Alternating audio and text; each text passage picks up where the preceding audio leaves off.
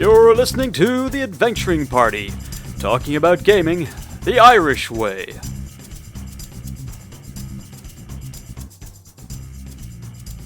Welcome to the party. I'm Dave. I'm Colin. I'm still, unfortunately, for another year, SavageMick. And I'm Warlord Scarr, and I'm really looking forward to this year. This entire lands I have not yet despoiled. Ooh, new lands. No, not for very long. Oh, right. So, predictions. What do we think is going to happen in this fine year of 2024?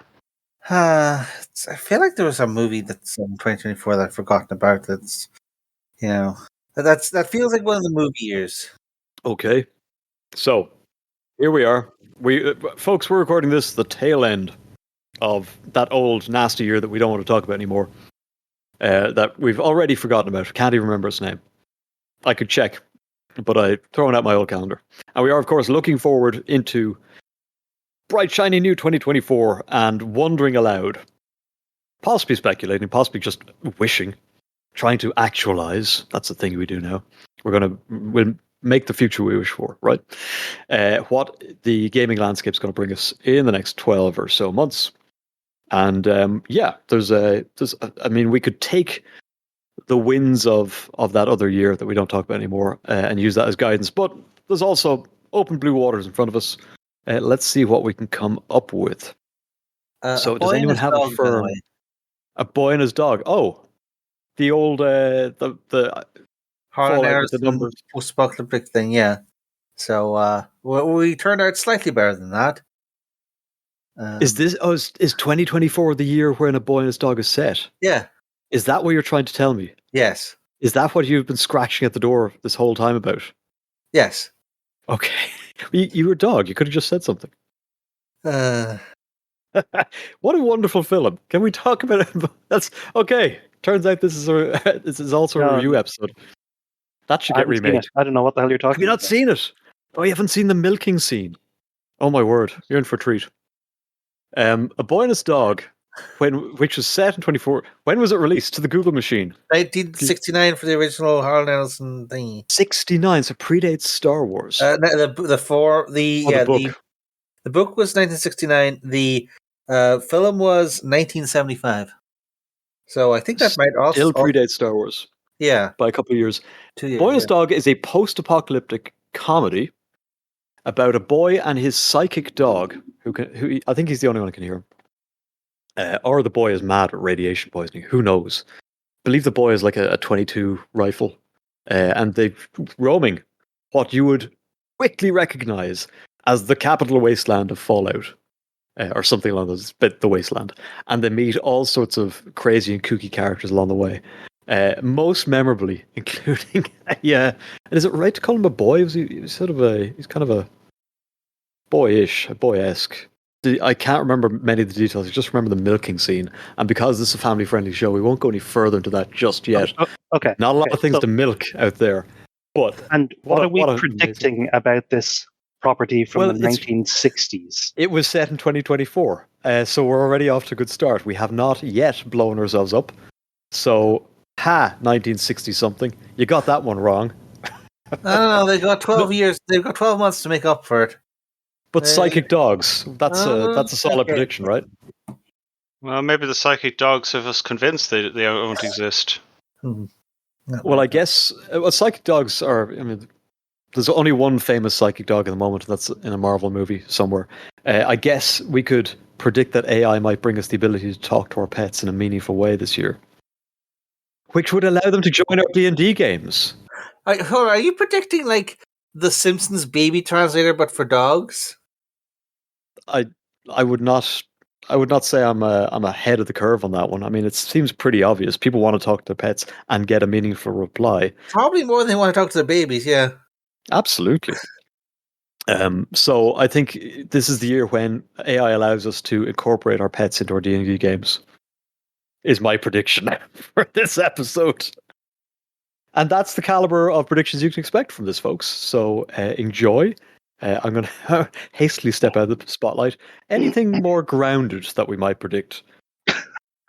What have you dragged me into? You just hauled me into this thing and you've just sullied everything. Just roll it around in the mud and see what happens. Is that the plan?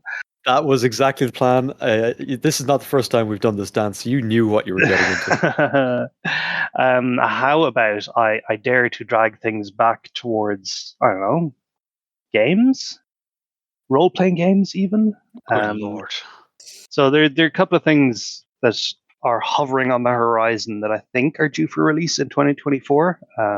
So prediction-wise is I think these two things are going to make a splash, or at least I would hope so, which are the next edition of Starfinder and the 6th edition of Pendragon.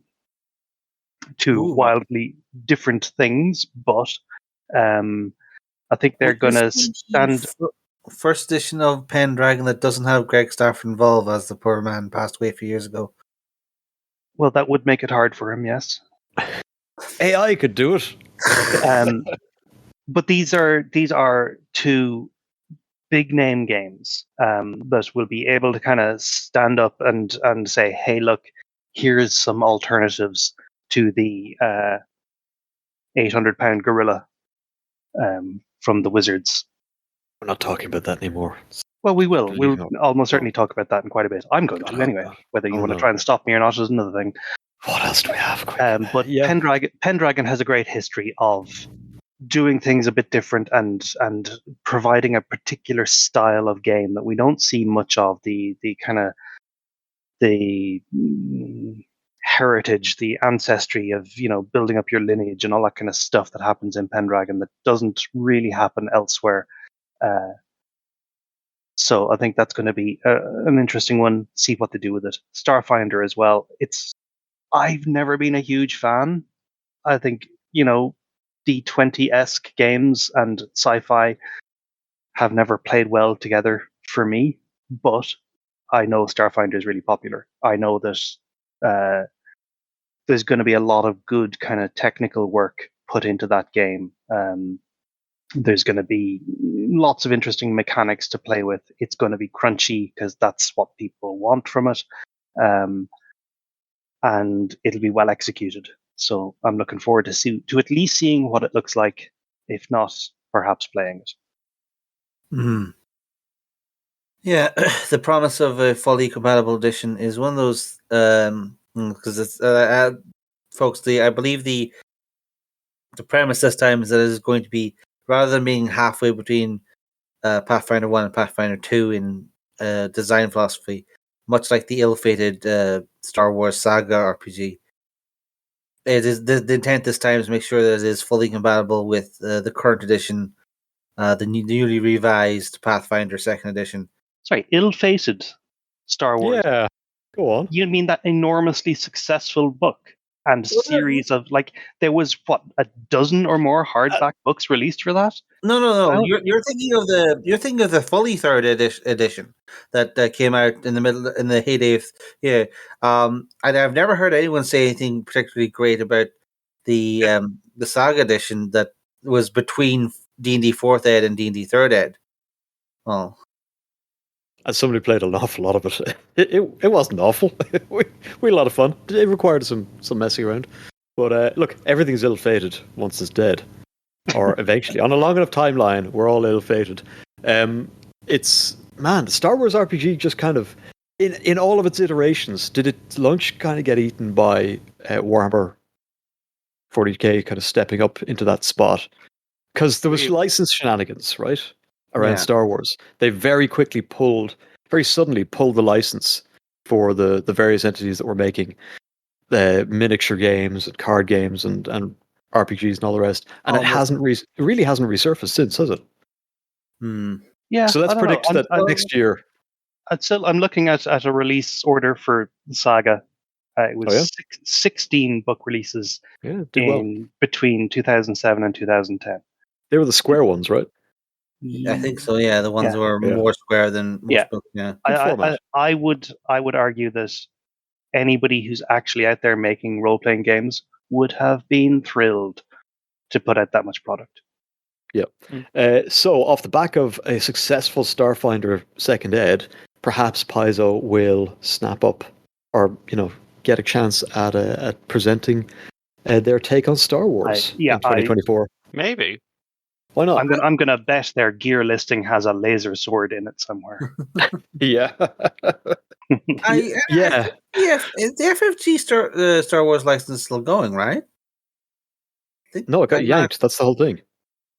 They lost it very quickly and very suddenly. Very probably still without explanation, if I recall correctly. Although that was pre-pandemic, I think. So who knows what happened back then? We've burned all records of that time. I think if Starfinder lands right and reignites people's taste for fantasy sci-fi. Although I agree with Mystery, I'm not wild about anything that's sort of D20, 6-core stats system-esque in. Yeah, I'm a big advocate of the very good Star Wars custom dice edition from who published it? Was it? Yeah, like that was. I really liked the way that worked with the whole, and I think it handled the Force rather well. So who knows what sort of way it'll come out in the wash, but it's a property that's certainly floating around. And as we've discussed, if you listen to our Christmas special, you'll know that we have lots of things to say about how IPs and RPGs have been interacting in the last 12 months. So I think there's more of that to come. How good it is rests entirely in the hands of once they make game Star makers. Wars Lorcana, that's going to be the end of it.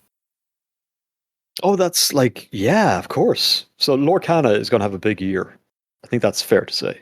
Would that be fair to say? Look, I don't my kid hasn't looked at it yet, but it made a big splash at the end of the year that we no longer name, and I think it's fair to say that it is in the hands of a company who know how to leverage their position in the market. Ravensburger, really? I mean, no, I don't. I'm not saying Ravensburger aren't weird because these guys, Ravensburger, have been the quiet giant of European board games for a long time. Oh, Jigsaw's as well, if I remember correctly. Yeah, they're the giant in the room of Jigsaws. Yeah. So I expect leverage their position. Yeah, if you want someone to print cardboard, I would hardly recommend. It's just such an odd shift for them, and an odd decision from Disney because, in theory, Disney not only has the entire WotC apparatus. Oh, wait, no, I am completely wrong. Never mind. I just use the law that no, it doesn't. Never mind. I'll shut up. Well, okay then. That's not ideal, as we are largely a shouting-based initiative. So, I think Ravensburger make a certain amount of sense if you are challenging. And Disney, as big companies they are challenging in the field of collectible card games. They could have probably backed up the money truck to WotC or whoever's or any of the other big players, like the guys who do Pokemon cards or Yu-Gi-Oh cards. But what all corporates need is control and favorable terms. And I'm sure Ravensburger were more than happy to take a big bite out of that IP sandwich. Not to mention, Ravensburger, whatever else you might say about their utterly, utterly dull games, the quality of their components is top notch, at least in terms of anything I'd ever encountered. And I was shocked and surprised to discover how poor the card stock that's being used for Magic cards these days is compared to my memories of them. Yeah, it's real thin and nasty now. I haven't picked up Magic in a very long time, so you'll have to educate me. They're thinner, they're nastier. If you were there, it's never mind the thickness, feel the quality. Well, they've got neither now. You better get that thing into a plastic case because no way it stays mint for very long. But yeah, Ravensburger's, their component quality is good. I'm sure they've been able to retool. I don't know what else they do that has the requirements for randomness that a collectible card game does. But hey, there's Disney money behind it, so yeah, I think it's going to be the print runs have apparently, by the time you're listening to this, probably sorted out supply issues for the first edition. Second edition's been announced.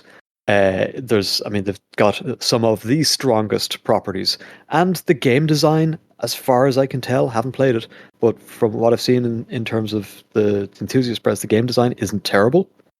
They've done a lot of work to avoid mana drought, things like that.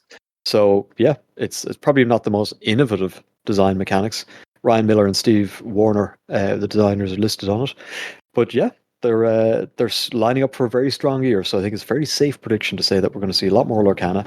And they've positioned it out of the gate to multiverse like you got on Multiverse, because that's what people want now. So yeah, will I play any of it? Not unless I'm dragged into it by a 10-year-old. But yeah, I think it's safe to say Lorcana will have a good year coming. But who knows? Will there be a speculative market around it? I know there's some valuable cards out there. At least collectors do some wacky stuff, in fairness. Yeah, and if they have foil cards, then that's basically asking for it. Okay. What else do we have? Any big movie game tie-ins coming this year? Don't know if there's anything, but I suspect I'm going to predict, and again, this is keeping it very general, I would predict that we'll see some more announcements for properties across either the television or the computer game membrane this year. There's a Fallout TV show that's in the works, being previewed by Apple, looking very strong. Zack Snyder's got his version of Star Wars hitting at the end of this year that we're not going to name. And I predict that there's a lot more energy, a lot more space still to be explored. We could see Cyberpunk we saw Cyberpunk get a good crossover into anime this year, and of course a computer game that has managed to turn its fortunes around. I think there's plenty of people out there looking for the next one of those, and I mean, there's been talk for a couple of years now about Warhammer 40,000 getting a live-action TV show off the ground, which would be the kind of membrane crossover I'm talking about. Based on Eisenhorn was the last time I looked into that. Yeah, that's Henry Cavill's project, right? Yeah, he's certainly attached. I think there's a production company that's been kind of spun up, but this is a very nebulous kind of landscape. Things can be announced and then not happen and then go nowhere. Then lots of things have to come into place.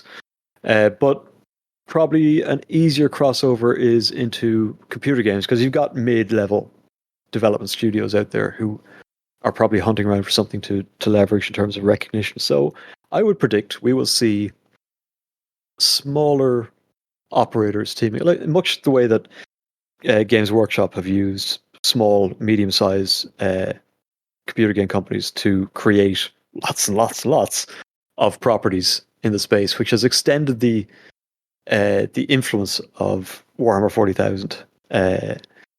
But yeah, I think that's a safe enough bet to see. We'll see more properties. I wouldn't predict exactly which ones. I think Warhammer Fantasy probably due a glow up. I think I would have said something very, very similar, but I'd be more specific about it. I think Go for it. WotC are going to do it with D&D. They're going to look at the success of Baldur's Gate 3, and they're going to go, holy crap, there's plenty of money out there in the video game world.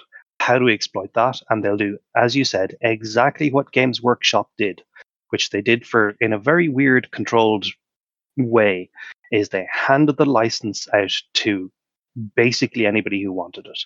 And an awful lot of stuff was churned out in a few years. Churned out's the word. The vast majority of which was utter crap, was mobile gaming, sort of addiction exploitation style games. And I think we're going to see that very, very soon from Wizards with the D&D license. And maybe they'll take the route from that GW did, and they threw the license out, and then after a few years we're like, okay, you guys there and you guys there made good games, you can keep the license, and everybody else, no, you're done. But I wouldn't bet on that.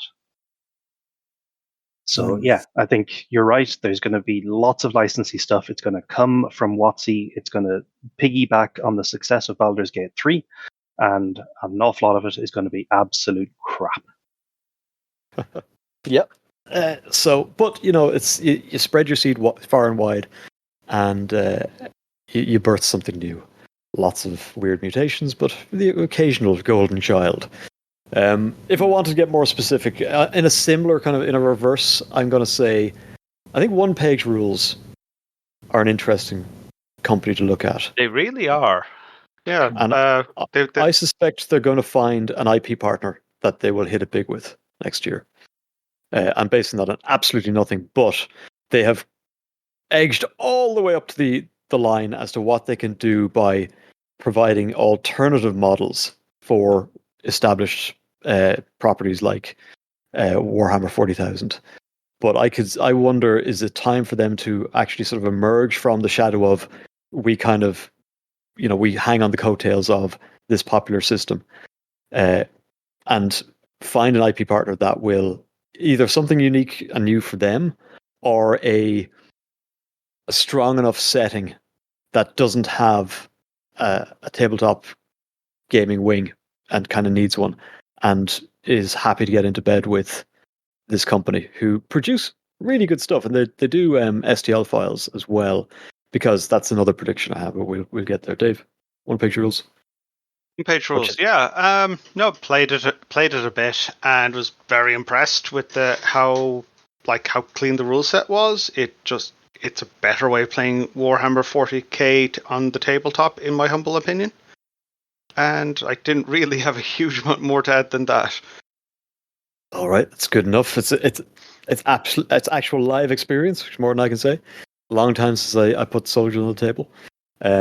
Now, what the property might be, it could be, like I said, I think it could be something of their own devising. And a lot of those jaded tabletop wargame players will kind of look at it and go, well, yeah, I do feel like 3D printing, or the price of 3D printing at the kind of the copy shop level will come down significantly. And it's already done so. So, yeah, I think it'd be safe to bet that there's a crossover point coming, possibly in this coming year, between the cost of print-on-demand 3D models or roll your own. The printers are getting cheaper and easier to use with every passing month. And then a killer product, a good rule set, coupled with a good, compelling IP, or compelling world or lore, factions.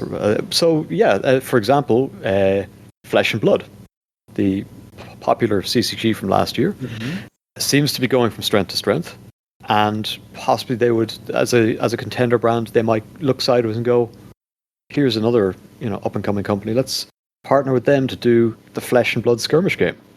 Maybe Makes huge amounts of sense now that I think about it, but we'll see. Perhaps they have plans in that direction.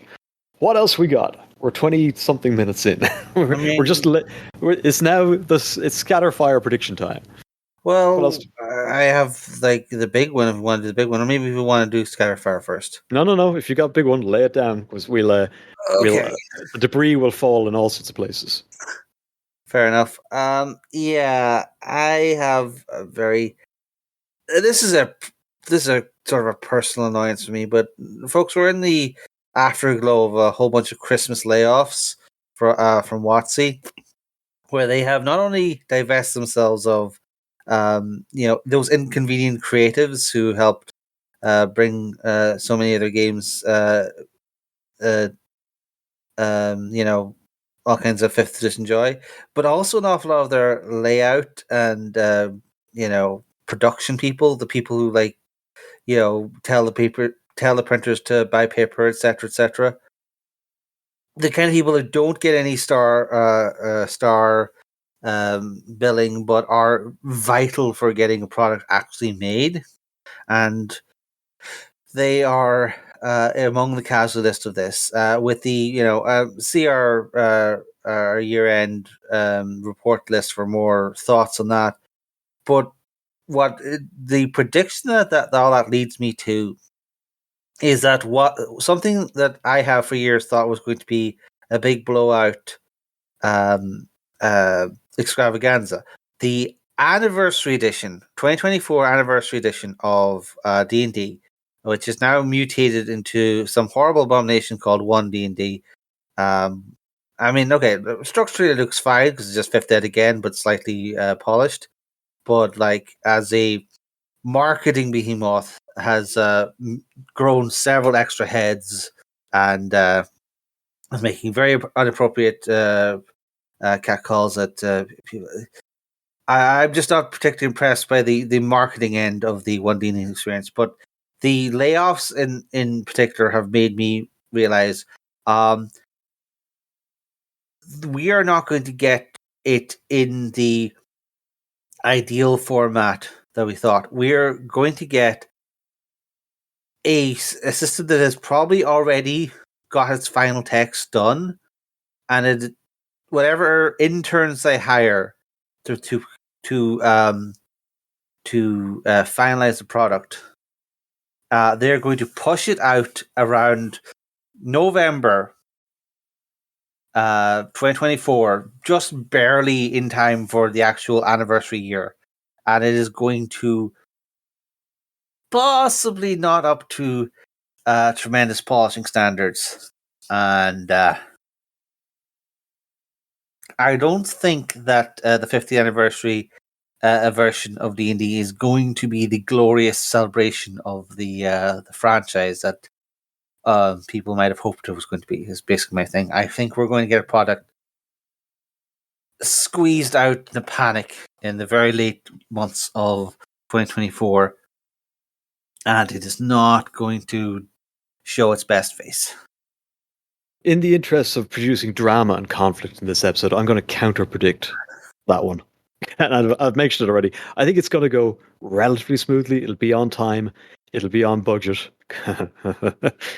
you can get things on budget if you cut an awful lot of wages, and it will be an effort to lock it down, tighten it up, and never touch it again for as long as possible. And the marketing around it will be massive. They'll throw everything they can at it to make to convince people that this is a great time to get in.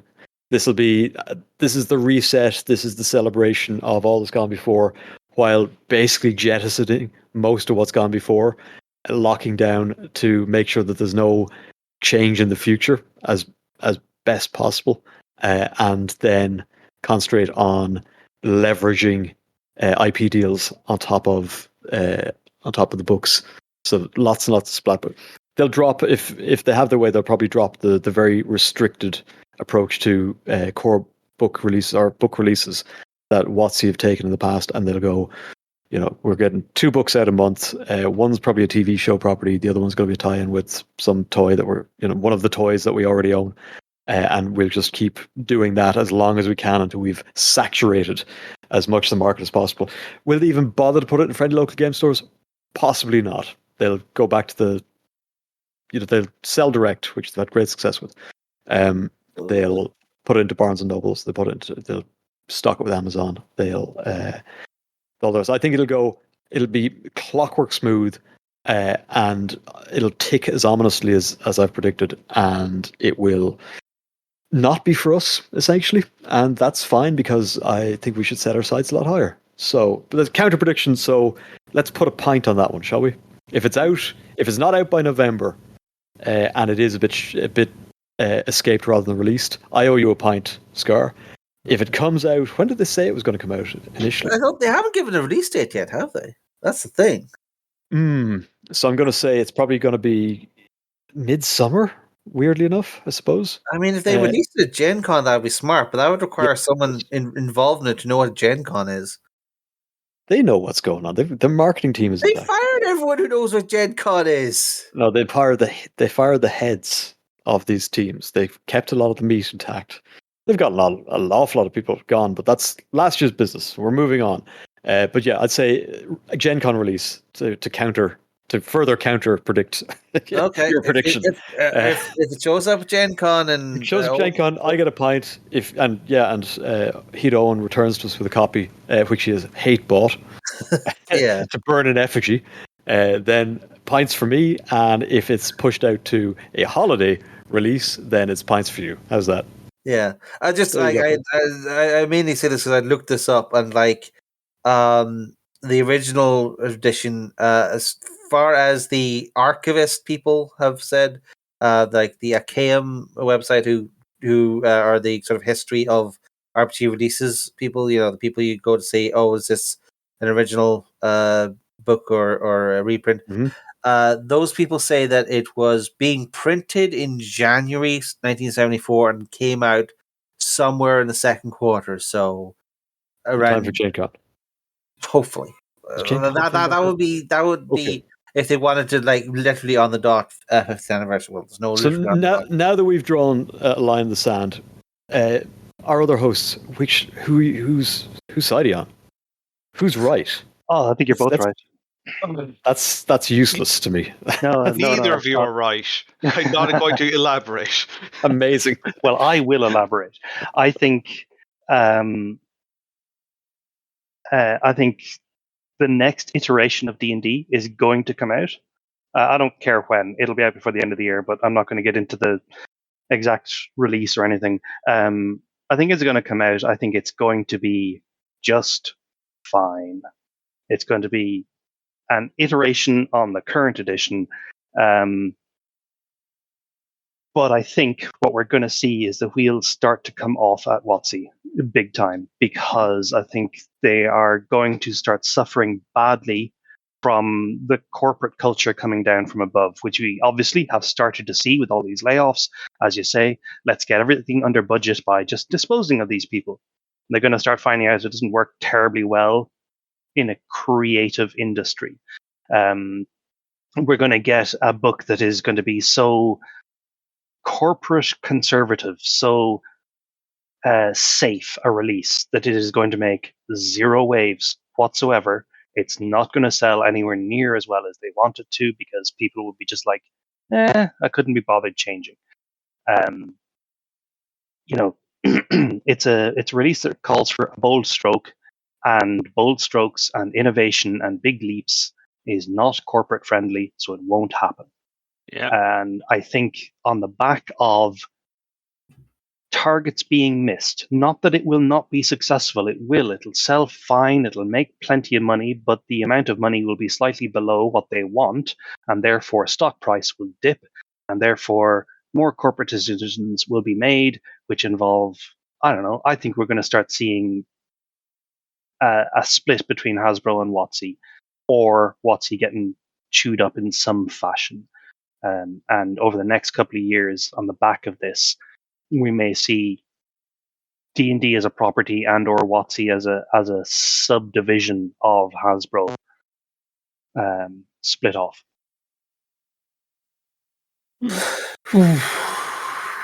So maybe you get half a pint either way. That's pretty good way of doing things. Yeah, get a half a pint from each of you. And just that is clever. Yeah, no, that's a good take. I suppose not that I'm going to I'm going to stick to my word and not elaborate on that topic, but I'm more interested in the other consequences of WotC's decisions over the last year. Namely the games that would not have existed or wouldn't have existed in their current form if they hadn't messed around with the OGL. Entire new licenses have appeared, like Orc and AELF, and there's probably others that I've forgotten. And entire new games, including people who were creating some of the better 5e third-party content, or the most popular 5e third-party content. Yeah. Matt Colville's MCDM company comes to mind. Yep. Cobalt Press. Paizo got a nice shot in the arm.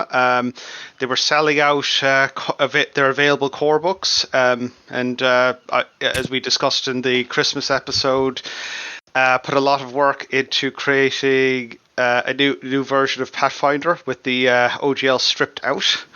And there's an awful lot of games who got Kickstarters or started development this year and should be coming to fruition next year. And that some of which wouldn't have existed without WotC's decision making. Yeah. And if there was some of those projects that hadn't gone off the ground yet, all of a sudden there's a whole bunch of very important creative and technical staff who are looking for a job.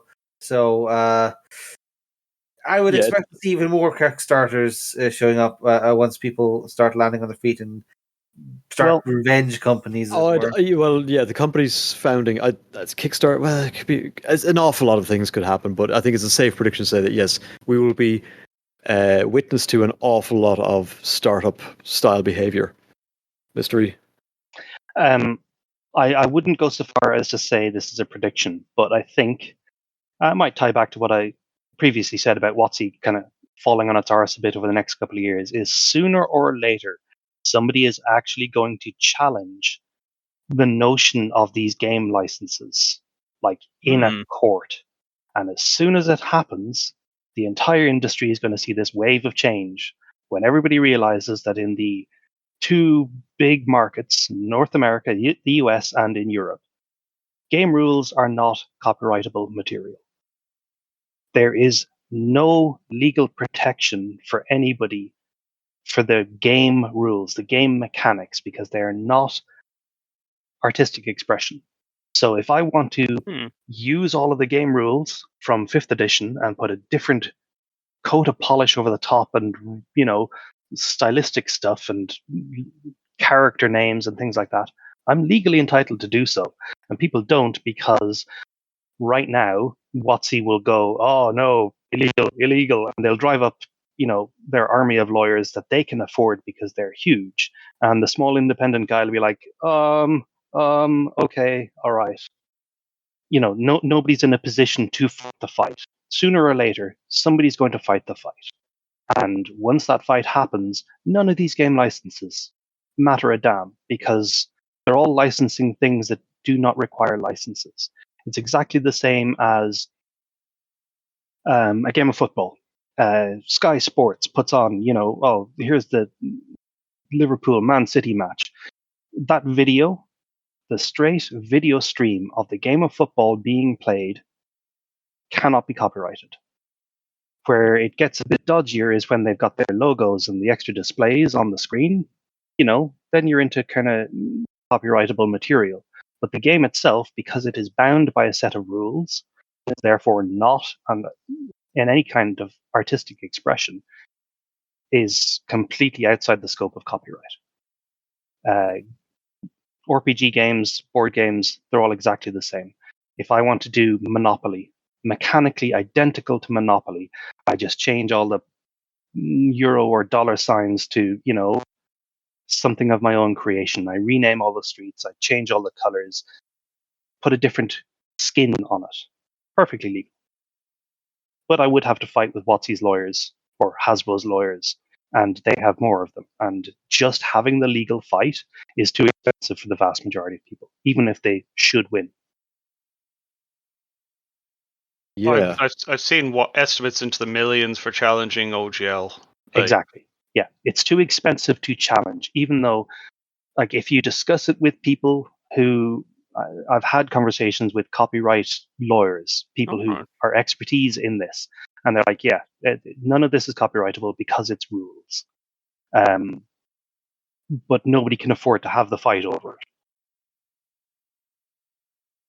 An awful lot of time given to it at the start of last year, and yeah, the ground state legally remains the same. What I think we'll see following on from that in 2024 is the collapse of some of the Jordanian People's Front and People's Front of Jordanian stuff that blossomed out of the OGL controversy. Orc licenses, elf licenses, roll your own licenses. A lot of them were thrown up in haste. Some of them sort of life rafts to escape what was seen as a sinking ship at the time. I'm not sure, and legally we know that they're probably none of them seaworthy. But what the market, what the industry does with them in 2024, the romantic period is over. Someone's actually sat down and read the fine print, and at least one or two of them will probably go the way of the dodo, as they're found to be either unfit for purpose or in some respects even worse than the OGL, because they were kind of cobbled together rather quickly. So yeah, and they will probably not be too expensive to challenge, because we're talking about companies that are orders of magnitude smaller than Hasbro, and thus probably don't have the same sort of attack lawyers on standby, flying cap over a very small and niche industry. So yeah, I'd say we'll get some blowback on that one. I'm not sure exactly what shape it'll take. It'll be a lot of roll your own with blackjack and hookers. Huggers? Yeah, huggers. People who hug. Yeah. And see how I saved that? Yeah. Good cover. Good cover. Well done. Absolutely amazing. Editor, give that man a biscuit. And yeah, that's I'd say on the one hand, the edifice might get toppled wholesale. On the other hand, a lot of the offspring license things, license like legal vehicles, I'm not sure what you'd call them, will either fall by the wayside or have to be buttressed to the point where they're more or less doing the same thing as the 1.1 OGL that they tried to release. And I'd say in a dark and shadowy lawyer's office somewhere, we will see the resurrection of that ring fencing attempt by WotC in 2024. Like, it's especially if the head has been cut off the company and it's now a Hasbro. It's just a sort of a mindless Hasbro drone, which is exactly what Hasbro have done to it.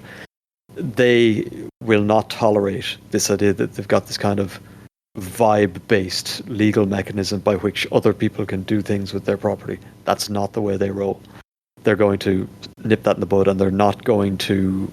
They're not worried about the tabletop RPG community getting its nose out of joint. They don't care. Their customers are toy stores.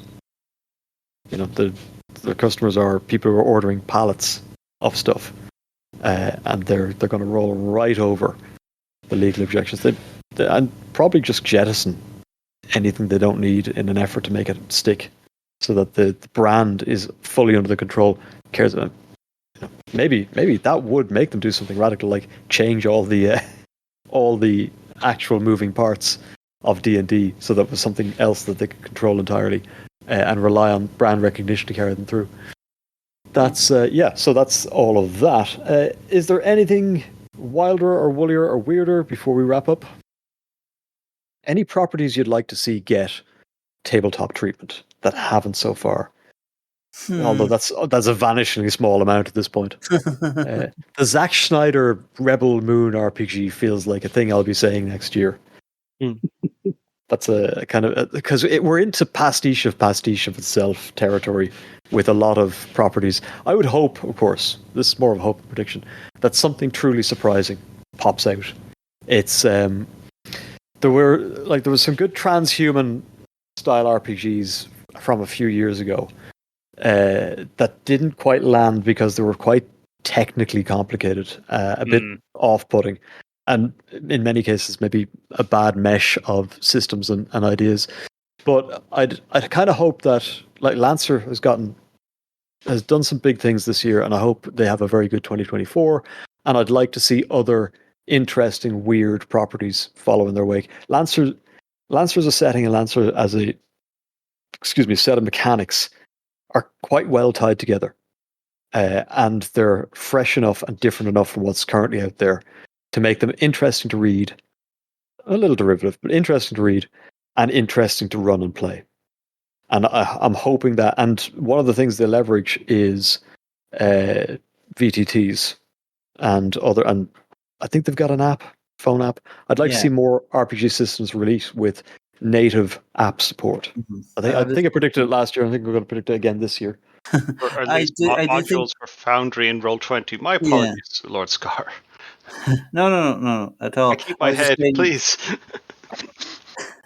I was just saying that is one of the interesting things from the MCDM Kickstarter that just went up, is that they said they'd gotten like sort of a a GitHub level prototype of a VTT done up by one of their fans, and they're saying that since they got their stretch goals, that they would basically pay the guy full time to see return to something professional. And their philosophy was that a VTT specifically for their game was better than just making another Foundry module. Right. Not to mention, and Matt Colville is a businessman. He understands how ownership works. He is absolutely right to roll his own at any level rather than leave it to the vagaries of another company who may or may not be around next year. VTTs are turning into a fairly kind of refined space commercially, and making money there is tough. And there was discussion on our Discord. Join our Discord, you find all sorts of interesting things we don't say in the podcast there. There was some discussion about this on the Discord, and I think some of the wisdom was that that's much harder to do than you think it is. Going to cost more than you think it is. It isn't. It isn't. I mean, I can find browser-based VTTs that run on top of D&D Beyond that are, as far as I can tell, small team efforts, and they're bloody good. They work really well, and they leverage a lot of what make VTTs kind of attractive in terms of I can lay in video maps that are kind of ambient sound. I can keep scenes kind of set up and hidden. I can do scene transitions. I can do all sorts of things on them that, I mean, even Roll20 struggles with at the moment.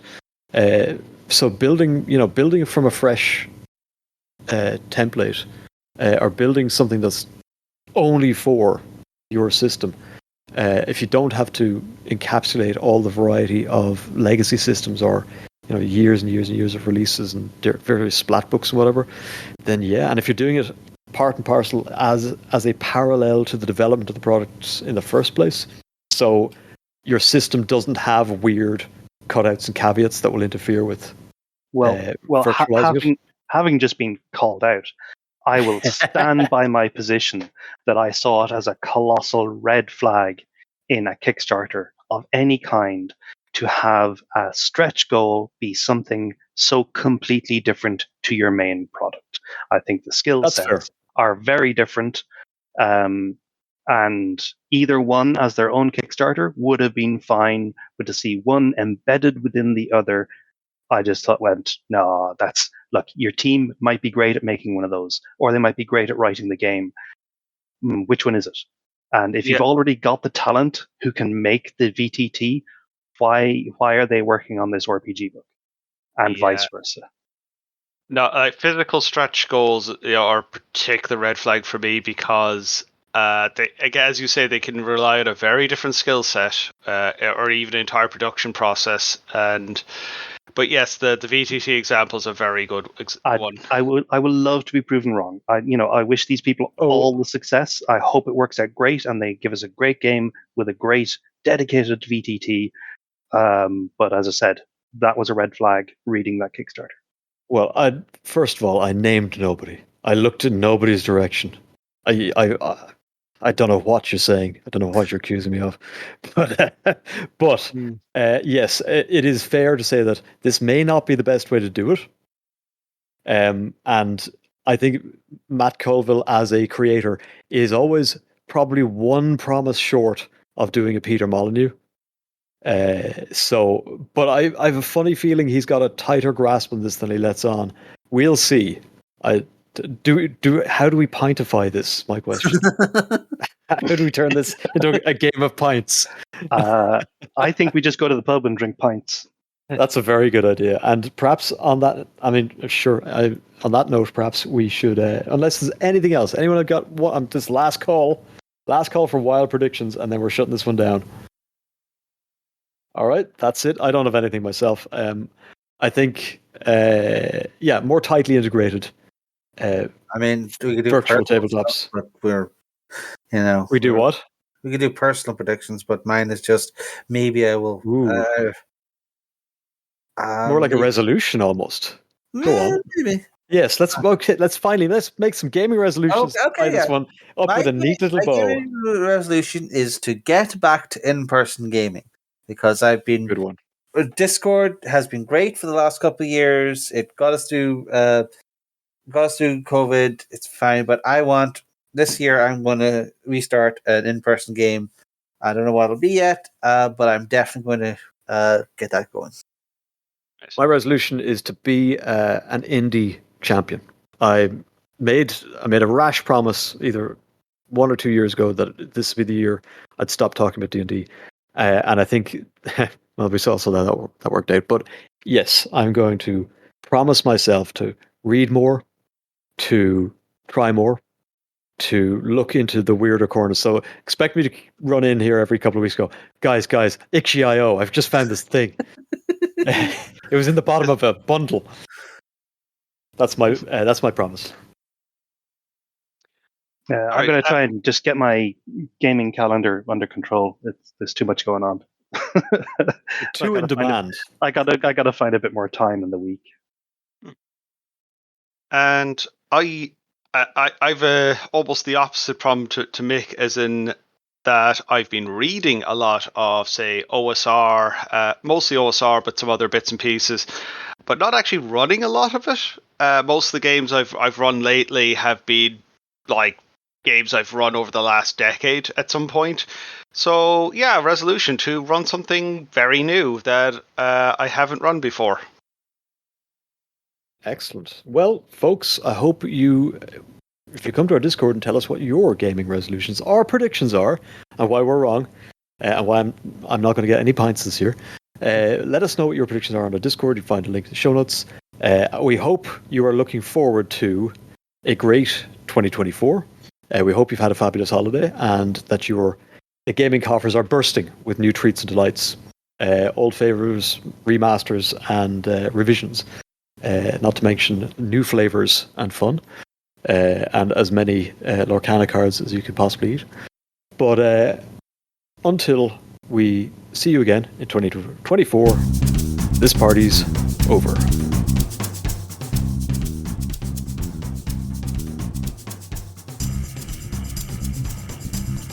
Thank you for listening to The Adventuring Party. Join us on our Discord server, where we keep the party going after hours. Otherwise, you can find us on Facebook, YouTube, Spotify, Twitter, or you can email the hosts at party@theadventuringparty.net. The Adventuring Party is released under a Creative Commons Attribution Non-Commercial Share-alike version 3 license, but you probably knew that already. We hope you enjoyed the episode and look forward to seeing you back here next week. Goodbye.